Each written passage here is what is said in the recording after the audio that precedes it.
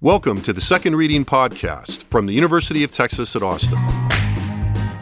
The Republicans were in the Democratic Party because there was only one party. So I tell people on a regular basis, there is still a land of opportunity in America. It's called Texas. The problem is, these departures from the Constitution, they have become the norm. At what point must a female senator raise her hand or her voice to be recognized over the male colleagues in the room? And welcome back to the Second Reading Podcast for the week of January the 18th, 2021. I'm Jim Henson, Director of the Texas Politics Project at the University of Texas at Austin. And today I'm very happy to welcome as my guest Lauren McGaughy, who is an investigative reporter for the Dallas Morning News. Lauren's written extensively about Texas government and politics for the News, and before that, the Houston Chronicle. Has been a guest on the podcast before in earlier incarnations, and always very generous with her time with us, including, I was digging out, Lauren, a panel, I think, with you and Ty Love and a couple other folks from like 3 or 4 years ago, I think, but welcome.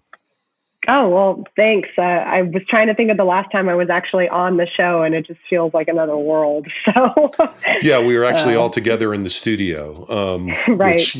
Which, we've not done yet in this incarnation of the podcast. But be that as it may, we've gotten you here and much appreciated. I want to start by talking about a story that you wrote right before the holiday weekend that seems to me to have a lot of interesting implications that I'm not seeing picked up on the ether, in the ether, or the Twitterverse, or whatever we want to think about, even though I think it was pretty interesting. And on Friday, you published a story in the Morning News about it coming to light that Mark Escott, the interim medical director for Austin Public Health, had pushed for lawmakers in the legislature to receive vaccinations through an Austin area provider, through Ascension. So it seems to me this is very, very pregnant with implications. So why don't you tell us about the facts of that story so we can talk about it a little bit? Sure. So I heard earlier in the week that Dr. Escott, like you mentioned, had created this back channel vaccination program through Ascension Seton, a local hospital system here in Austin. And the people that are eligible to receive vaccines under state guidelines right now, it's a pretty limited group, healthcare workers, nursing home residents, people who are over 65 or older, that kind of thing. And Dr. Escott feels very strongly that all lawmakers should be vaccinated regardless of whether they fall into any of those categories, because they're coming to Austin, which is his backyard, and some of them aren't wearing masks. Some of them haven't been vaccinated. They're sitting for hours on end next to each other inside in small rooms. And he said, he was really concerned that the legislative session was going to be a super spreader event for not just Austin, but the region, which he feels responsible for. So he didn't get the state to include lawmakers as a special eligible group. So he said he just decided to kind of do it on his own, and set up this separate channel. But, until I published a story, there were even lawmakers and, elected officials who are not aware that it was being done. So say a little more about that based on at least what you could find out. I mean, how did he convey this, and, what's going on that so many people didn't know? So I didn't get a lot of answers to how this was communicated to lawmakers. It sounds like it kind of happened through the grapevine, more or less. After Dr. Escott didn't get the state to kind of sign on to vaccinating lawmakers, he had already talked with the Texas House Democratic Caucus about it, at least their staff. And the news had kind of trickled out to lawmakers that he had wanted to do this through those communications. So some folks, it seems like, signed up for it just because they heard about it via word of mouth. And that news was shared with members of, now Speaker Dade Phelan's staff. I know some senators got vaccinated. So the news trickled its way from the House chamber to the Senate chamber. But in terms of official communications, Ascension Seton will not tell me whether they sent out a notice or communicated in any broad way with lawmakers. And I know that at least one lawmaker over on the House side was informing his colleagues that they could go get this done kind of like on an ad hoc basis as well. But it sounds like mostly word of mouth, unless Ascension Seton was doing something they haven't told me about yet, which is possible. So what's your sense of what kind of uptake they got? The story suggested that some people had declined. Some legislators had declined, right? That's right. I talked to 3 lawmakers who declined the offer. All were House Democrats on the younger side. And they declined because they said, we're not eligible. And even if we are at a higher risk being in the House chamber with our colleagues, we just don't feel right doing this. Skipping the line in front of more vulnerable people. Dr. Escott he said he knows of at least 10 to 15 people, or was it 5 to 10 people? I'm forgetting my own numbers now. A small number of legislators that he is aware of who have taken advantage of his offer. But he said, Ascension Seton is likely vaccinating others on his request. He just doesn't know how many. He did say that the people he's aware of who have gotten vaccinated through this channel, some are eligible currently under state guidelines, some are not. And there are Democrats and Republicans and members of both the House and the Senate, he said. So this isn't just, something that was limited to one chamber or the other, or to one party or the other. Well, and there was a twist on this. I mean, there are many twists on this, but as you were reporting this, and I think the reporting was you were able to include this, but I'm not sure if it was in an update. As you were putting the story together, it was announced that at least one member who had been in attendance, the first couple of days of the legislature, State Rep Joe Desotel, had actually tested positive. That's right. And the Texas Tribune broke that news as I was finishing my reporting. So it was kind of, case in point for Dr. Escott's argument that this thing could run rampant throughout the halls of the legislature if we don't do something about it. Funny enough, I covered the first day, opening day of the legislative session, and I probably only came face to face with maybe 4 or 5 lawmakers, and one of them happened to be Rep. Desotel. So now I'm in self-isolation and have been since he announced, that he tested positive, and I'm awaiting my second and third COVID test results before I go back out into the world in any way. But, it's case in point that, if you do the kind of spider charts off of one person, especially someone like a lawmaker, it really accelerates at a very quick pace. Well, it does raise other questions. Do you know, based on the reporting that you've done, and I talking to Dr. Escott, does this apply to legislative staff? Was that a consideration? Definitely, yeah. Dr. Escott said, ideally, if he had his way, he would convince the state to vaccinate everyone in the Capitol building. All staff, support staff, administrative staff, janitorial staff. He thinks it's pretty imperative that if these folks have a constitutional duty to show up, that the state covers them with vaccines.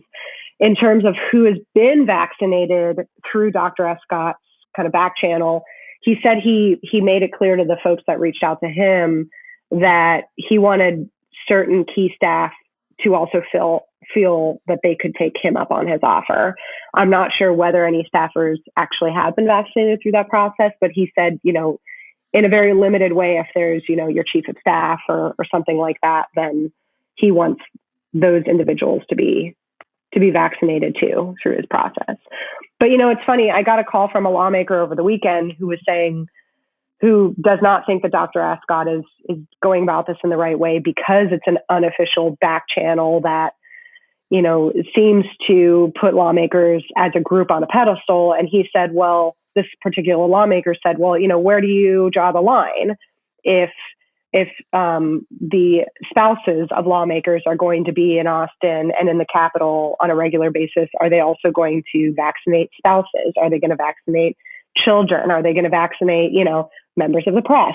So, his argument was, how do you decide who deserves this and when, which is, a discussion we're having statewide now, with such limited supply.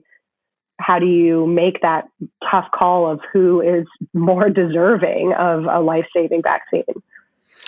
Yeah, I think I'm fascinated by the dynamic at work here. Some legislators are clearly cautious about the possibility of appearing to get preferential treatment. And it seems to me worried about the backlash of that. On the other hand, it feels to me like the context of the legislature's passive role in response to the pandemic thus far compared to the executive branch plays, a really significant role here. You were mentioning that Dr. Escott mentioned the legislator's constitutional obligation to show up and to be there. And it seems to me that, you could go even a step further in saying that, that puts them in kind of a unique class that is, aside from the other various groupings, particularly given the way that government is organized in Texas, that if you've got, a legislature that can only be here for 140, it's supposed to be here for 140 days, certainly could be called into special session, et cetera. But that, they have a role to play being the co-equal branch of government. And from their perspective, one could make the argument, put it that way, I think, that they should be willing to take a little bit of political backlash and explain the fact that they, and if it comes to their families need to be vaccinated. Look, we're not talking about tens of thousands of vaccines, right? To my mind. Right. Well, Eddie Rodriguez, who was the lawmaker I mentioned before, who had passed along this message that the vaccine is available to some of his colleagues, he went on the record with me, and I appreciate that because I reached out to several other lawmakers who I had heard through the grapevine had received the vaccine, and then no one called me back except for him. And he did make that argument. He did say, although he says he falls into the eligible category, the 1B category, that he thinks that there's a continuity of government argument to be made, that we have seen how important it is to have a safe Capitol building, whether it is national or a state Capitol, where people can come and go as safely as humanly possible in this day and age. And we're not going to have that without widespread vaccinations of lawmakers and their staff. So he made that argument very strongly and kind of held the burden of that argument on his shoulders along with Dr. Escott.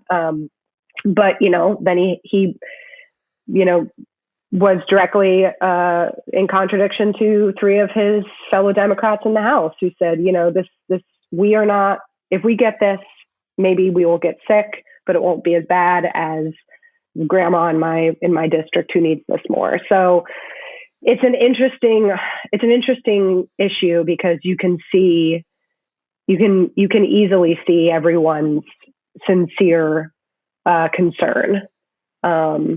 But you're right. There are people that just don't want to, they don't want to talk or go on the record about their involvement. And that can be frustrating given that they're public officials. And did you get much in the way?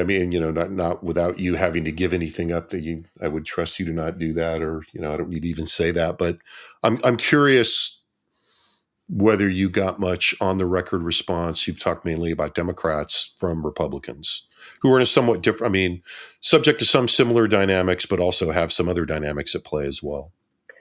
Right. I did get a response from both Dade Phelan and Lieutenant Governor Dan Patrick's offices about this. And they were similar responses. They were, we think we should be following the state guidelines, and whoever's eligible under the state guidelines should be the ones who have access. It wasn't a direct rebuke of Dr. Escott or lawmakers who chose to kind of circumvent the the state guidelines, but, a veiled statement on that at least, So Right. they did weigh in from those offices. I did not get a response from Governor Abbott.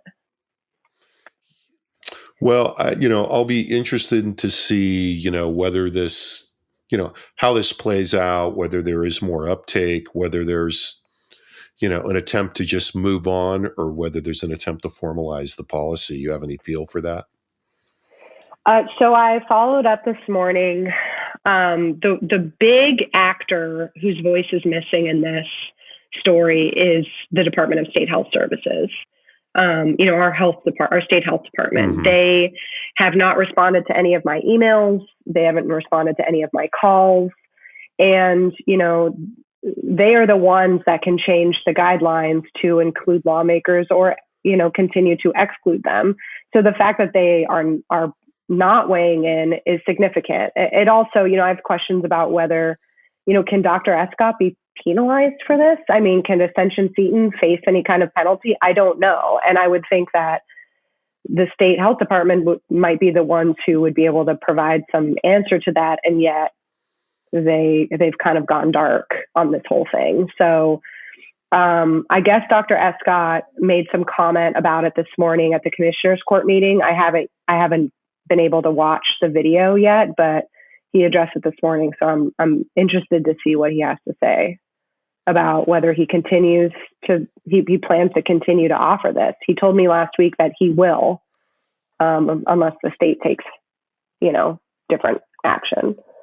Yeah. I mean, you raise an interesting point. I mean, this gets us into another very familiar area of conflict and well, we'll just call it an area of conflict between state authority and, the ability of the localities and local health officials to make their own judgments about what works best in their regions when it comes to fighting the pandemic, among other things.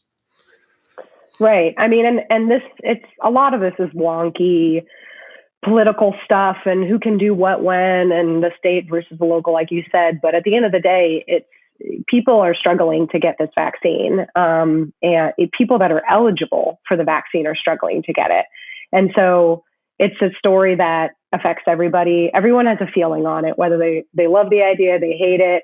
And I think it's going to be interesting to see what state officials decide, whether they decide to just go dark and continue not to address this and kind of let it happen behind the scenes, or if they, actually make a decision and take a stand on it one way or the other.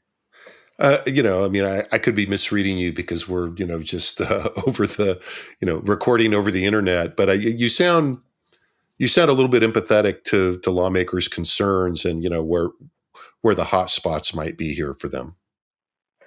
I mean, I'm a reporter, so I don't have any feelings about anything at any time. Right?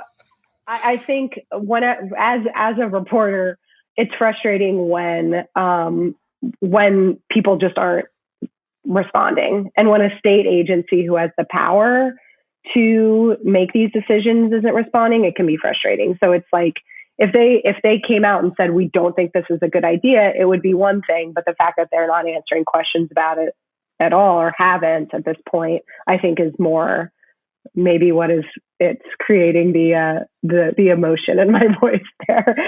Someone has to make a decision on these things, right? And if the news is out there, then why not say, yes, we will vaccinate them, or no, we will continue along the path that we have set.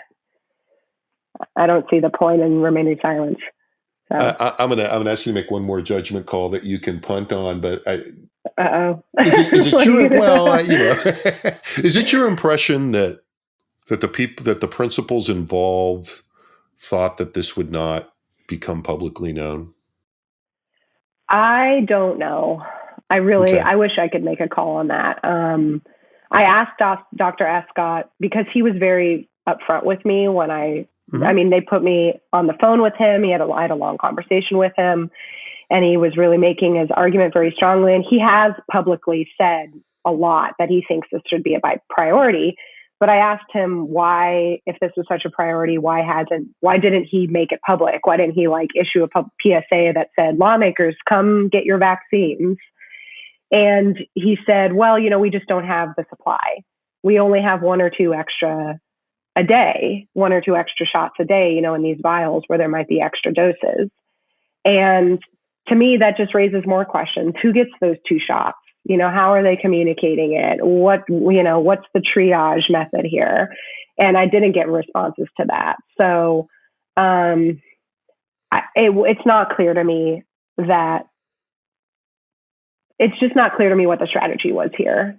I think it might have been that the news kind of got out there in December after Escott believed he might have had a shot at the state making this an official policy. And then the cat was out of the bag and he thought, well, if people want to get the vaccine, sure, I'm not going to close the door on them, but I'm also not going to make this a public thing.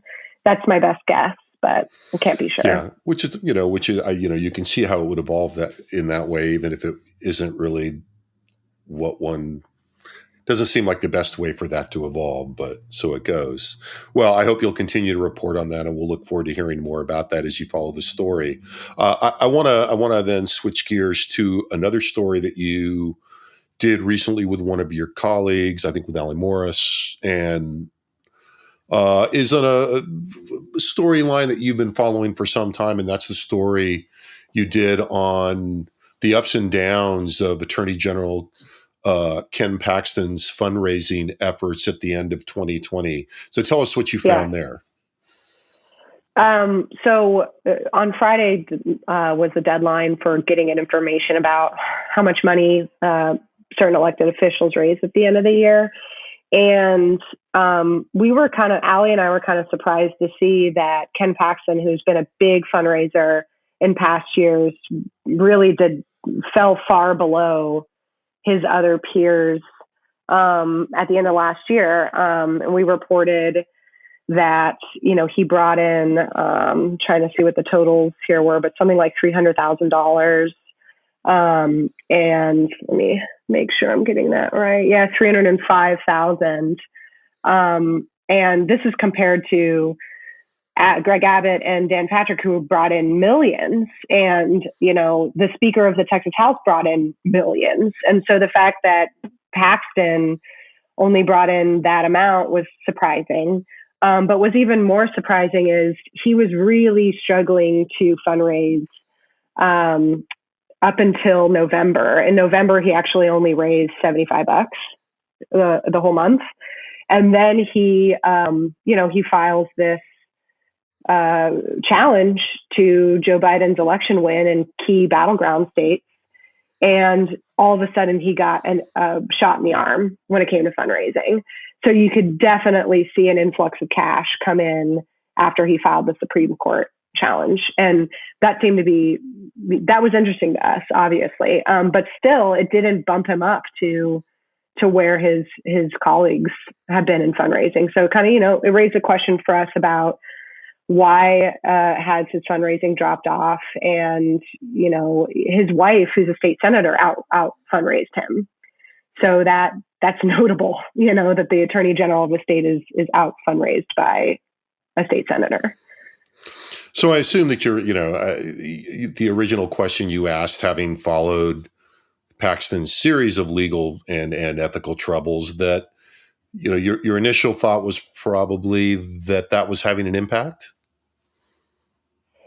As a question mark? Question mark? Maybe. We never truly know what the cause and effect is on these things, right? Sure. But when there's such a drop off at a particular time, it makes you wonder. And if the listeners aren't aware, October and November, early November, which were terrible fundraising months for Paxton, were when the news broke that his top employees were accusing him of very serious crimes, bribery, abuse of office. And, we broke the news at the Dallas Morning News that he was also allegedly having an extramarital affair with a woman who he secured employment with this individual that he was supposedly abusing his office for to help. So it was a bad month for him news-wise, and it was a bad month for him fundraising-wise. So, you can make your own conclusions there, if you will, but it was particularly bad. And So, we put that info out there over the Well, weekend. I'll hypothesize so that you won't have to and compromise Thank your you. repertorial system. But I mean, it does also seem that we'll leave I that to understand. Ross Ramsey and you. It does seem to me that the larger frame here also, then when you look at the uptick in fundraising, another feature, another element in your story was that there was an increase in out-of-state funds, the composition of out-of-state funds in his fundraising. And it does seem to me that, this fits in with the characterization that, that the Attorney General's efforts to weigh in on the national stage with supporting the president's challenge of the elections, of the results of the Electoral College, or questioning of them. The fact that the Attorney General actually was a speaker at one of the rallies prior to the insurrection at the Capitol. Now, he's not at the insurrection, but he was there at the rally and spoke beforehand. Mm-hmm. The move towards national politics was a way of shoring up his position. And I think this all seems to fit that kind of a narrative. And it raises a question that, and again, this is speculative, but it's not tied to any of your direct reporting. So maybe you'll be willing to speculate a little bit more. But, it does raise the question of what Republican politics and Texas politics look like in the era after Trump's exit from the White House and with Democrats now in unitary control of the government. You've covered the legislature for a long time. You've covered it, through presidents of different parties. I'm wondering if you're thinking about how the shift in the national context and us now all living in a kind of post-Trump world. And I mean that not just that Trump is gone from the White House, but that Trump has had an impact on politics that we're looking to see. I mean, if you expect that to play out and if you expect that to have an impact on what we see in the next few months. I think, who's in the White House always has an impact, especially in a state like Texas. I covered the legislature in Louisiana before here, and I felt like, when I was there, at least, they had a little bit more of an independent streak in them. Louisianian politicians don't necessarily think they're going to be the next president, but Texas politicians do. And so I feel like there's a much more direct link between what's going on the national stage and what's going on the stage in Texas. And the way that they react to who's in the White House really shapes the day-to-day, even press releases that make it into your inbox. When it was Obama, it was Ken Paxton is suing every day the federal government over at X, Y, and Z. Under Trump, he sued so that Trump to kind of signal to the Trump administration what policies and rules to overturn. And it was, an interesting shift in the dynamic. I think what everyone is watching is just how much the Trump years bleed into how the Republican Party continues to comport itself going forward. But in terms of how Greg Abbott and Ken Paxton and our Lieutenant Governor Dan Patrick act on a daily basis under a new Biden administration, I think it's going to be a lot of what we saw under the Obama years. It's going to be more reactionary. There's probably going to be more lawsuits filed by Texas against the federal government, more governmental spending here on that issue because they have an adversary now. So, and if Trump remains strong in the Republican Party, then Paxton will probably continue to align himself with that side of the party, but we'll have to see. Yeah, my sense is that, the Trump effect, whether he remains a viable, active political force or it's just, the continuing force of his example, will continue to fuel a kind of combativeness. And I think there'll be, some of the genies can't be put back in the bottle in terms of political style. And, Trump has demonstrated that you can violate norms and you can move, what the bounds of what are acceptable and get away with it. And I think, ideologically in terms of the politics and the policy, in many ways, Texas was ahead of Trump as I see immigration moving back to you can already see signs that immigration is going to move back to the front and center for Republicans. If you look at, CNN and MSNBC right now, what you're seeing are news about, threats to the inauguration.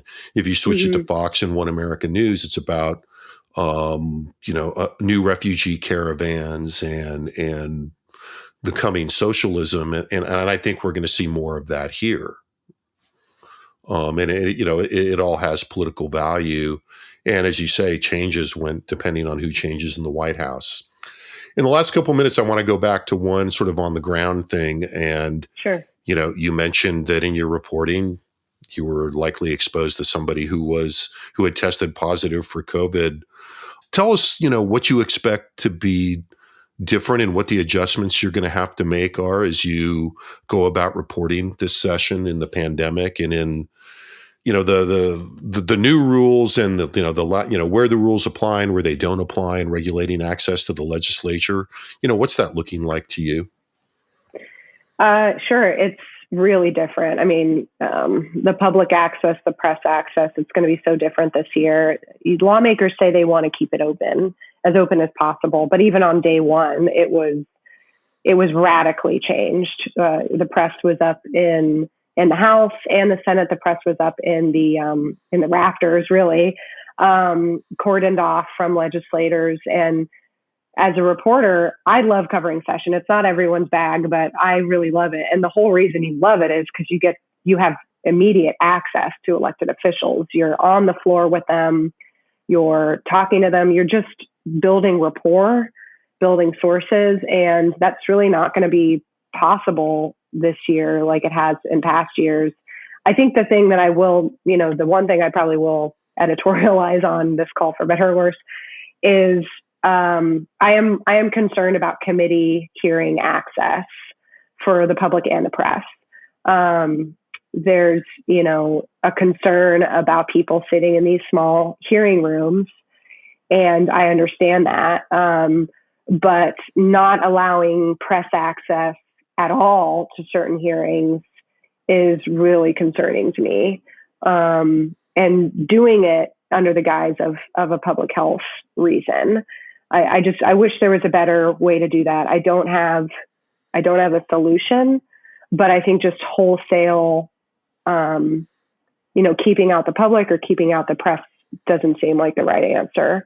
So one of my jobs in the next, however many days left we have, 133 or 132 days, is to be keeping an eye on how much access the public has, how much access the press has, and how that compares to how much access the lobby has, and, high money donors and people that can host parties after hours that the rest of us aren't invited to.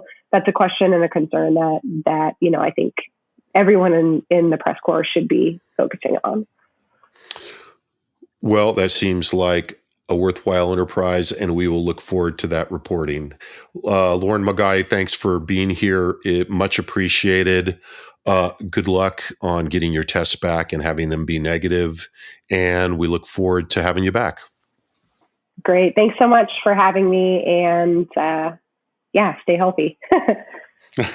We will. So thanks to Lauren McGaughy. Thanks to our staff in Liberal Arts Development Studio in the College of Liberal Arts at UT Austin.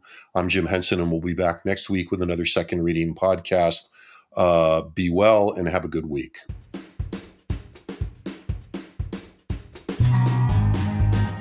The Second Reading podcast is a production of the Texas Politics Project at the University of Texas at Austin.